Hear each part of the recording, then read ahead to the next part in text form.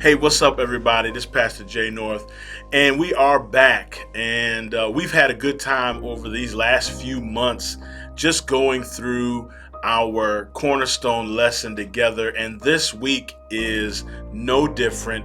This week we have a lesson about an unusual character. And many times we don't think that God can use the least of these, or people who we might deem as not important at all.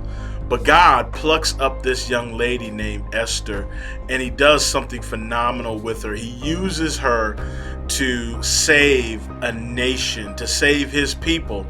And she's not even sure what's going on outside of herself. She just knows that she's been called to step up, and she takes on the challenge from her uncle.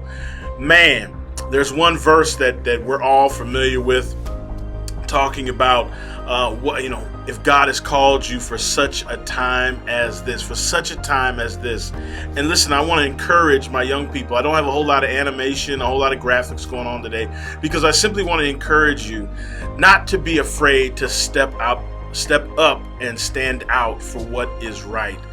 Queen Esther is just a prime example of what God can do with somebody who we don't even think of, and then can use them, propel them to do a mighty work for him. You can do a mighty work for him, speaking out against what is wrong, injustice, helping those who are oppressed, taking the side of those who really can't speak for themselves.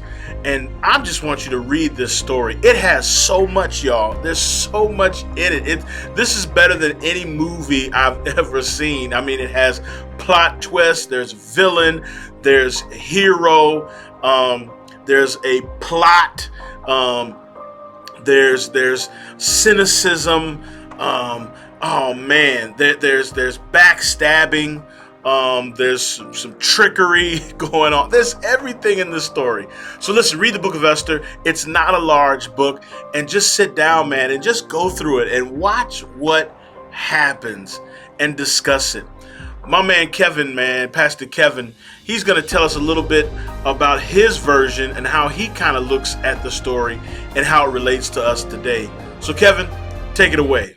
Malala Yousafzai was born in 1997 in Pakistan. Her father was a teacher and ran a girls' school for their village. When she was 10 years old, something happened to her that not only changed her life, but also the lives of millions of other girls around the world. In 2007, the Taliban extremist group had taken control of her village and banned women and girls from education. To make a point to their enemies, they destroyed close to 400 schools. But Malala was not afraid. At 11 years old, she started to anonymously blog about the Taliban to bring awareness to the world. Along with her father, she kept doing this for years, but the Taliban eventually found out. When she was on her way from school at the age of 15, a masked Taliban gunman boarded her school bus and asked, "Who is Malala?" and shot her on the left side of her head.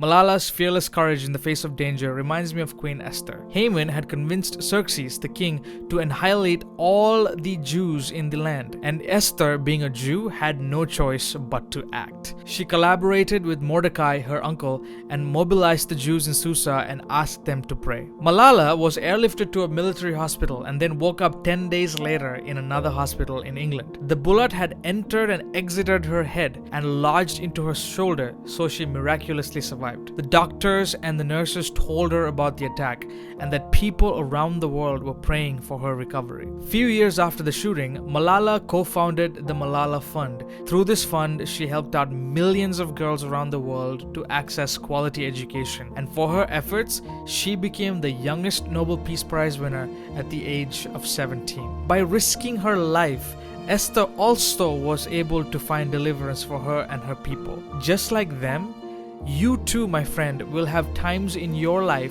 where God calls you to take a stand for His principles. These moments can seem lonely, difficult, and even scary. But just like God was with Malala and Esther, He will be with you too. Some people call me a Nobel laureate now. However, my brothers still call me that annoying bossy sister. As far as I know, I'm just a committed and even stubborn person who wants to see every child getting quality education, who wants to see women having equal rights, and who wants peace in every corner of the world.